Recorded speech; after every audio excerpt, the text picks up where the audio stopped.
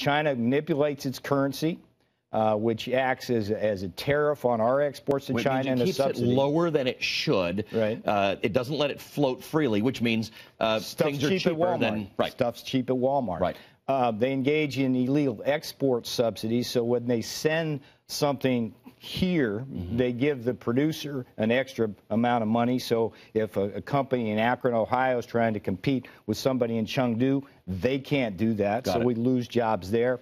They steal our intellectual property, which lowers their costs. So a pharmaceutical or an automotive firm here can't compete fairly. You're conveniently missing one point, and that is there is one other beneficiary to everything else that China's been doing. The consumer. The consumer. Of course. Our stuff is cheap. Because of all those things that you talk about. And here's what every consumer needs to understand when they walk into a Walmart, okay?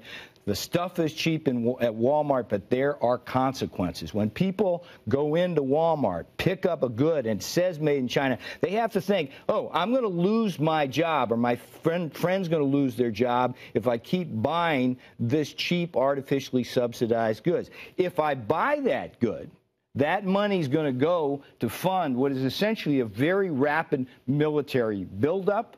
If I basically keep buying that cheap stuff, we won't have anything in our community. Peter, what do you do to convince people? Because they're not making those decisions. Particularly in a tough economic environment, they are making the decision to buy the least expensive product that they can buy. I think there's a reason we have elections, Ali, and my hope is that 2012 will define this issue, because we've tried everything else in terms of getting the economy going with the Keynesian stuff, fiscal policy, monetary policy, all of this.